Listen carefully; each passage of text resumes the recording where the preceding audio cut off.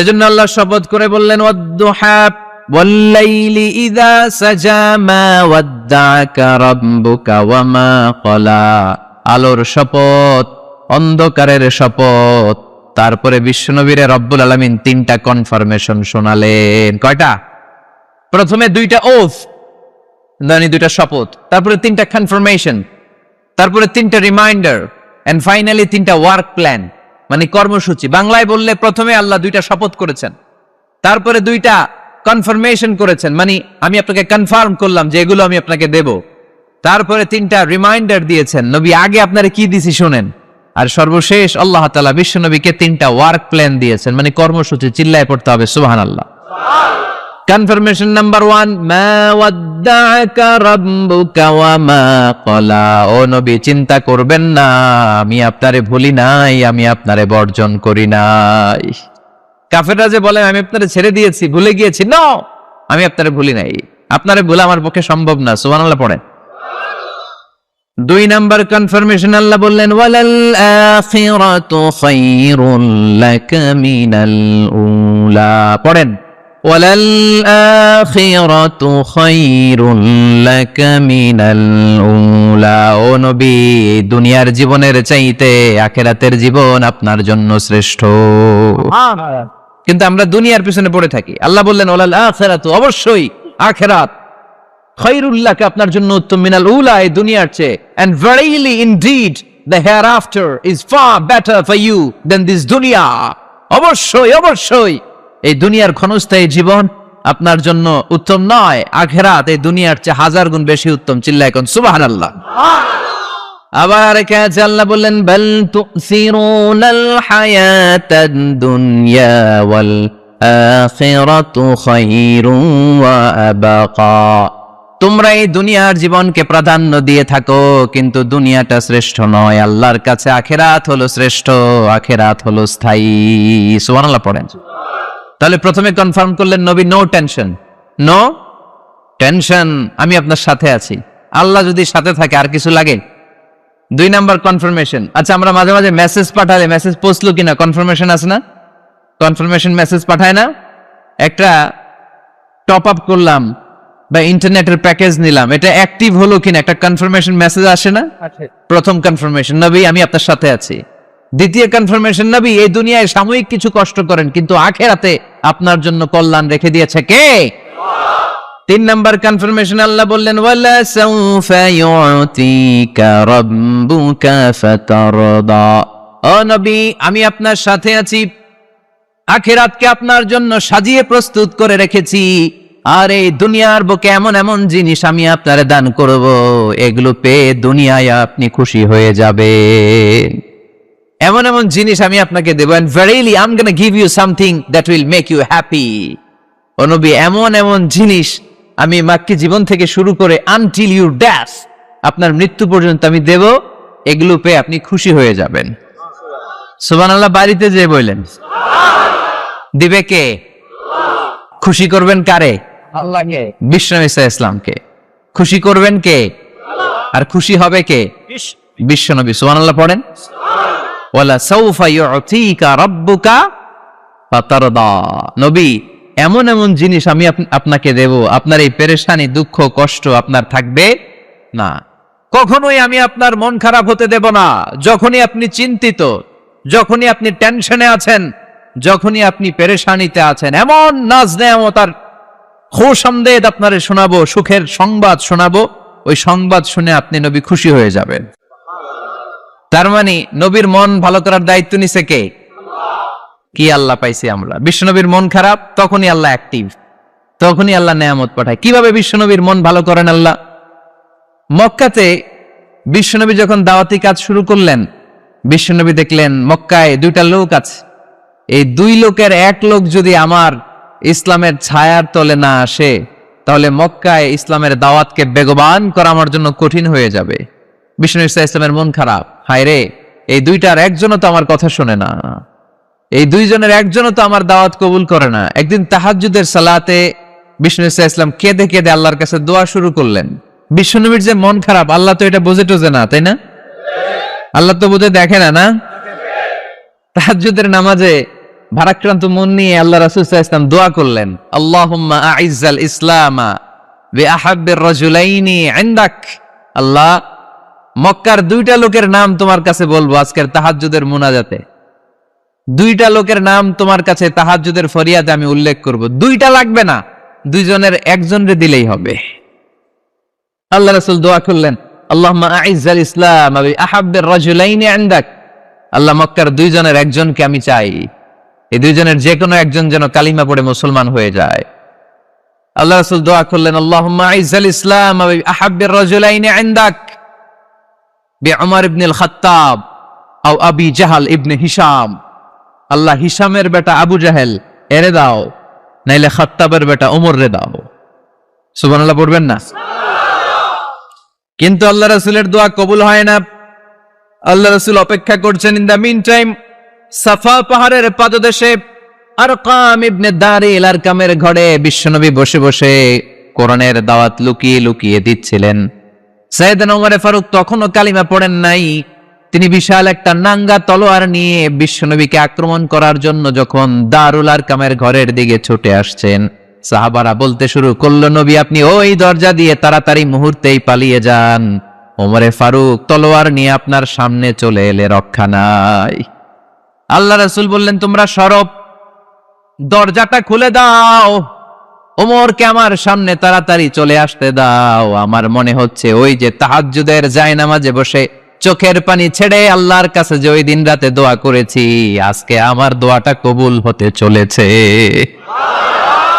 আমার তো মনে হচ্ছে আমার দোয়াটা কবুল হতে চলেছে, সরে যাও। হামজা ইবনে আব্দুল মুত্তালিব চাচারে সরায় দিলেন। সাইয়েদনা ওমর ফারুক তলোয়ার নিয়ে এসে বিশ্বনবীর নূরানী চেহারার দিকে তাকিয়ে মুহূর্তেই কুপকাত হয়ে গেলেন। তলোয়ারটা বিশ্বনবীর সামনে রেখে দিয়ে বললেন, আশহাদু আল্লা ইলাহা ইল্লাল্লাহ ওয়া আশহাদু আন্না মুহাম্মাদান আবদুহু ওয়া রাসূলুহু। আমি সাক্ষ্য দিলাম আল্লাহ ছাড়া কোনো ইলাহ নাই, আপনি মুহাম্মদ আল্লাহর রাসূল। বিশ্বনবীর মন খুশি হয়ে গেল। ওয়ালা সাউফা ইউতিকা রাব্বুকা ফাতারদা। নবী হে, অচিরে এমন এমন জিনিস আমি আপনারে দেব, আপনি পাবেন আর খুশি হবেন, পাবেন আর খুশি হবেন। আপনার মন খারাপ, আমি আল্লাহ নিজ দায়িত্বে মন ভালো করে দেব। পড়েন সুবহানাল্লাহ। সাইয়েদনা ওমর ফারুক মুসলমান হয়ে গেলেন। এবার আবু জাহেল, উতবা, শাইবা, ওয়ালিদ ইবনে মুগিরা এদের টনক নড়ে উঠল। কারণ ওমর ফারুকের মতো শক্তিশালী লোক মক্কায় দ্বিতীয়টা ছিল। উনি বললেন, ইয়া রাসূলুল্লাহ, আপনি কি সত্য নবী না? আল্লাহ রাসূল বললেন, হ্যাঁ সত্য নবী। এই কোরআন কি সত্য না? সত্য। ইসলাম কি সত্য ধর্ম নয়? এটাও সত্য। ওমর ফারুক বললেন, ফাফিমাল ইখতিফা, তাহলে লুকায়া লুকায়া কেন? তাহলে সাফা পাহাড়ের পাদদেশে আরকাম ইবনে আবিল আরকামের ঘরের ভেতরে অন্ধকার কূপে দাঁড়িয়ে কোরআনের তেলাওয়াত কেন? ময়দানে নেমে পড়েন, আমি ওমর আছি, দেখি কে কি করবে। রাসূল সাল্লাল্লাহু আলাইহি ওয়াসাল্লাম বললেন, না, এটা মাক্কি জীবন, ধীরে সুস্থে দাওয়াতি কাজ করো। ওমর ফারুকও ছাড়বে না। বললেন, ইয়া রাসূলুল্লাহ, একটা মিছিলের অনুমতি দেন। আল্লাহ রাসূল বললেন, যাও মিছিল দাও। ওমর ফারুক দুইটা লাইন করলেন, মোট খুঁজে পেলেন 11 জন। সুবহানাল্লাহ পড়েন। এক লাইনের নেতা বানালেন আল্লাহ রাসূল সাল্লাল্লাহু আলাইহি ওয়াসাল্লামের খুদ চাচা হামজা ইবনে আব্দুল মুত্তালিবকে। আর আরেক লাইনে উনি দাঁড়ালেন 6 জন 6 জন 12 জন, উনি সহ 12 জন, 12 জনের মিছিল। সুবহানাল্লাহ পড়বেন না? তো এই মিছিলের সামনে দাঁড়িয়ে উনি একটা ছোট্ট এক বাক্যের ভাষণ দিলেন। উনি বললেন, মান আরাদা আন তাসকুলা উম্মু ইয়াতামা ওয়ালাদু তারমিলা যাওজাতুহু ফালিয়াসুদ্দানি। এই মক্কার নেতা খেতারা, কে আছো? কে চাও মায়ের বুককে খালি করতে? কে চাও সন্তানগুলোরে ইয়াতিম বানাতে? কে চাও তোমার স্ত্রীকে বিধবা বানাতে? সামনে আসো, পারলে আমি ওমরে ঠেকাও। ওমরে ফারুক দাঁড়ালেন, দাঁড়িয়ে তাকবীর শুরু করলেন, আল্লাহু আকবার, আল্লাহু আকবার, আল্লাহু আকবার। এক একটা স্লোগানে মক্কার মরুজমিন সেদিন থার থার করে কেঁপেছে। ইতিহাস সাক্ষী, আবু জাহেল, উতবা, শাইবা এই আল্লাহু আকবার স্লোগান আর শুনে নাই। হঠাৎ ভাবলো, ঘটনা কি? কার এত সাহস আমার নির্বাচনী এলাকায় আল্লাহু আকবার নামে স্লোগান দেয়? নেমে আসলো, ঘর থেকে বাইরে আইসা দেখে মিছিলের সামনে কে? ওমর রে দেখা দিছে এক দৌড়। শুধু কাফেররাই সাইয়েদনা ওমর ফারুককে দেখে দৌড়াতো না, মুনাফিকরাও ওমর ফারুককে দেখে দৌড় মারতো। ইভেন ইবলিস শয়তান ওমর ফারুককে দেখলে দৌড় মারতো। সুবহানাল্লাহ পড়তে পারলেন না? আল্লাহ রাসূল ওমরে ফারুককে দেখলে বলতেন, ওমর মা সালাকা শাইতান সালিকান ফাজ্জান ইল্লা সালাকা ফাজ্জান গায়রা ফাজ্জিক। ওমর, ইবলিস শয়তান যদি তোমার কোনো রাস্তা দিয়ে হাঁটতে দেখে, ইবলিস শয়তান ওই রাস্তা রেখে দিয়ে অন্য রাস্তা দিয়ে হাঁটে। ওমরে ফারুক আল্লাহর গিলাফ যে স্পর্শ করলেন আর মিছিল থামালেন, ওইরকম ওমর আমাদের দরকার আছে না নাই? বিশ্বনবী বললেন, লা নাবিয়্যা বা'দি ওয়ালা রাসূলা, আমার পরে কোনো নবী নাই, কোনো রাসূল নাই, তবে আমার পরে যদি কেউ নবী হতো, লাউ কানা বা'দি নাবিয়্যুন লাকানা ওমর, আমার পরে যদি নবী হওয়ার যোগ্যতা কারো থাকে, আমার প্রাণের সাহাবা ওমরের ওই যোগ্যতা আছে। প্রভু তুমি বলেছ রাসূল দেবে না, বলনি দেবে না ওমর, বলনি দেবে না হামজা তারিক, খালিদ বিজয় সমর।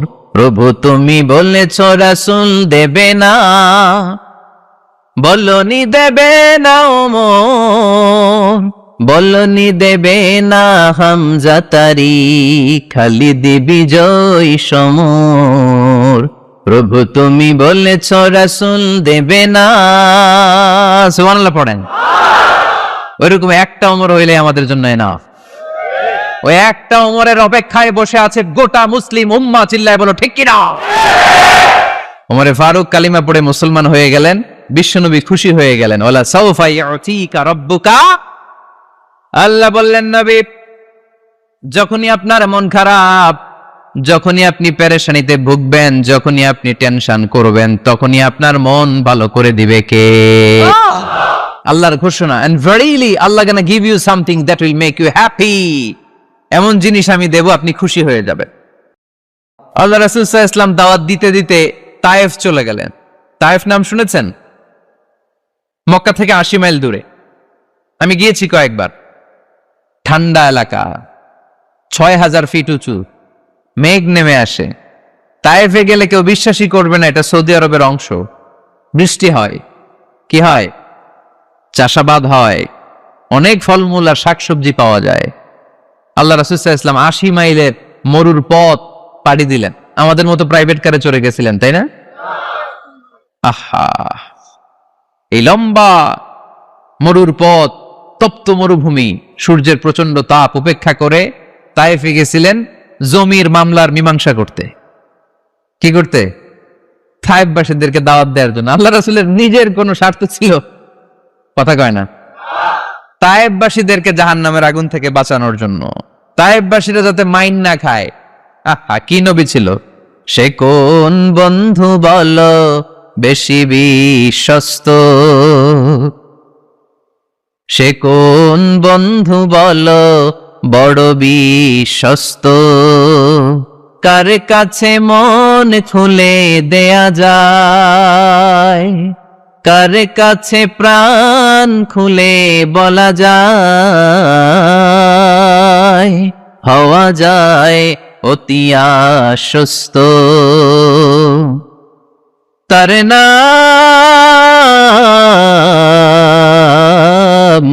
আহমদ, বড় বিশ্বস্ত। সুবহানাল্লাহ পড়ে। কি দিল দড়িয়া নবী ছিলেন, রাহমাতাল লিল আলামিন। I have sent you as a mercy for the entire universe. নবী হে, আমি আপনাকে গোটা বিশ্বের জন্য রহমত করে প্রেরণ করেছি। কোন সুবহানাল্লাহ। রহমতের নবী, দয়ার নবী, দাওয়াত দেওয়ার জন্য 80 মাইলের লম্বা মরুর পথ পাড়ি দিয়ে তায়েফের ময়দানে যখন ছুটে যায়, তায়েফের ছেলেরা বিশ্বনবীর দাওয়াত তো কবুল করেই নাই, বরং বিশ্বনবীর অপমান করেছে, বিশ্বনবীকে লাঞ্ছিত করেছে, বিশ্বনবীর সাথে মারপিট করেছে, বিশ্বনবীর গায়ে পাথর মেরেছে।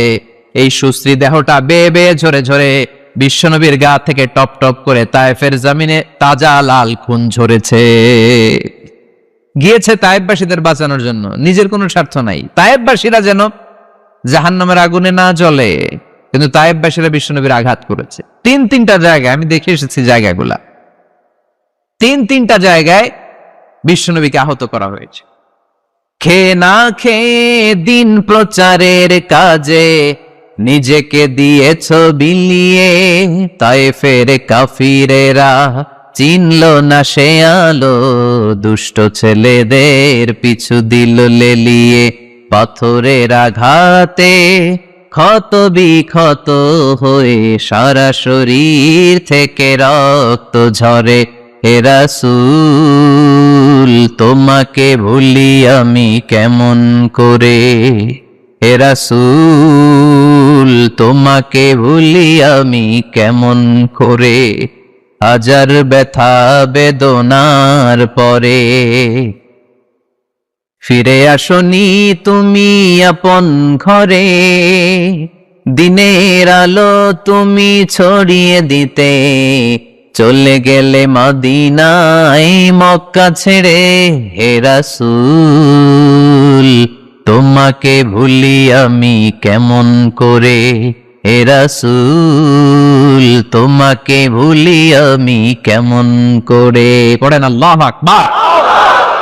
খেয়ে না খেয়ে বিশাল পথ পাড়ি দিয়ে দাওয়াত দিলেন, বিনিময়ে পেলেন পাথরের আঘাত। রক্তাক্ত হলেন বিশ্বনবী। আদ্দাস নামে খ্রিস্টান ছেলে বিশ্বনবীর হাতে কালিমা পড়ে মুসলমান হয়ে গেল। আল্লাহু আকবার। বিশ্বনবী খেজুর বাগানে ঢুকলেন, গা দিয়ে ঝরো ঝরো ঝরো ঝরো করে রক্ত বয়ে যায়। সাইয়েদনা যায়েদ রাদিয়াল্লাহু তাআলা আনহু পানি নিয়ে আসলেন। বিশ্বনবী ওযু করলেন, ফজরের নামাজে দাঁড়িয়ে লম্বা কেরাত পড়লেন। কেরাত শেষে বিশ্বনবী বসে আছেন, মন খারাপ। কার মন খারাপ? 80 মাইলের পথ পাড়ি দিয়ে আসলাম, মিশন তো সাকসেসফুল হয় নাই, কেউ তো কালিমা পড়ে নাই, আরো আমার পিছু লেগেছে, আহত করেছে আমাকে। বিষ্ণুবীর মন খারাপ। এত কষ্ট করে, এত ভালো মন নিয়ে, এত সুন্দর করে দাওয়াত দিলাম, কেউ দাওয়াত শুনলো না। বিষ্ণুবীর মন খারাপ। আর এই দৃশ্য আরশের উপর থেকে দেখে কে? আল্লাহ বললেন, নবী আপনার মন খারাপ, আপনার যখনই মন খারাপ তখনই আমার সাহায্য আছে না নাই? ওয়ালা সাউফা ইউতিকা রাব্বুকা ফাতারদা। আল্লাহ জানিয়ে দিলেন, নবী আপনি জানেন না, আপনি দেখেন নাই, ফজরের লম্বা কোরআনের তেলাওয়াত যখন আপনি করছিলেন, আপনার পিছন দিয়ে একদল জিন চলে যাচ্ছিল। জিন কারা যাচ্ছিল? এই জিন জাতি বিশ্বনবীর তেলাওয়াত শুনে থমকে দাঁড়িয়েছে। কিরে, এত সুন্দর বাক্য তো জীবনে শুনি নাই, এত সুন্দর কথামালা, শব্দের ব্যঞ্জন, ভাষার মাধুর্য, অলংকার কখনো তো শুনি নাই। এটা তো কোনো মানুষের বানানো কথা হতে পারে না, এটা মন্ত্র হতে পারে না, এটা কবিতা হতে পারে না, এটা নিশ্চয় আল্লাহর বাণী। ইন্না সামি'না কুরআনান আজাবা ইয়াহদি ইলার রুশদি ফাআমান্না বিহি। নিশ্চয় আমরা আজীব কোরআন শুনেছি, শুধু শুনেই ক্ষান্ত থাকবো না, যেই কোরআন শুনেছি ওই কোরআনের উপর বিশ্বাস এনে আমরা জিনেরা মুসলমান হয়ে গেলাম। তারা তাদের এলাকায় যে দাওয়াত দিতে শুরু করলো। এই দৃশ্য বিশ্বনবী দেখছে নাকি? বিশ্বনবী তো তেলাওয়াত করতেছে ফজরের নামাজে। বিশ্বনবীর যখন মন খারাপ, আল্লাহ জানিয়ে দিলেন, নবী মন খারাপের কারণ নাই, দিতে আসছিলেন দাওয়াত দৃশ্যমান জাতিকে, মানে মানুষকে, কিন্তু এদের উপর যদিও দাওয়াত ফলপ্রসূ হয় নাই, অদৃশ্যমান এক জাতি, জিন জাতি আপনার মুখনিসৃত কণ্ঠে সুন্দর তেলাওয়াত শুনে পুরো জিন জাতি কালিমা পড়ে মুসলমান হয়ে গেছে। ওয়ালা সাউফা ইউতিকা রাব্বুকা ফাতারদা। নবী যেখানেই আপনি পেরেশান, যেখানেই আপনার মন খারাপ, ওখানেই মন ভালো করে দিবে কে? আল্লাহ রাসূল সাল্লাল্লাহু আলাইহি ওয়াসাল্লামের প্রিয়তমা স্ত্রী খাদিজাতুল কুবরা আত-তাহেরা রাদিয়াল্লাহু তাআলা আনহা ইন্তেকাল করলেন। রাসূল সাল্লাল্লাহু আলাইহি ওয়াসাল্লামের হৃদয়টা ভেঙে খানখান হয়ে গেল। চাচা আবু তালেব ইন্তেকাল করলেন, হৃদয়টা ভেঙে খানখান হয়ে গেল। চারদিক থেকে শত্রুতা বাড়তে শুরু করলো, কোন দিক থেকে সাহায্য নাই। বিশ্বনবী আবার পেরেশান, কই যাব, কোথায় গেলে আশ্রয় পাবো? আমার তো কেউ নাই, কেউ আমার দুনিয়ায় বেঁচে নাই। প্রাণাধিক প্রিয় স্ত্রী খাদিজাতুল কুবরা দুনিয়া ছেড়ে বিদায় নিল। যেই চাচা আমার শেল্টার দিয়ে রাখতো কাফেরদের হাত থেকে, চাচাও চলে গেল। এখন আমি কই যাব? আল্লাহ বললেন, কই যাবেন? জায়গা পান না, আমার আরশে চলে আসেন।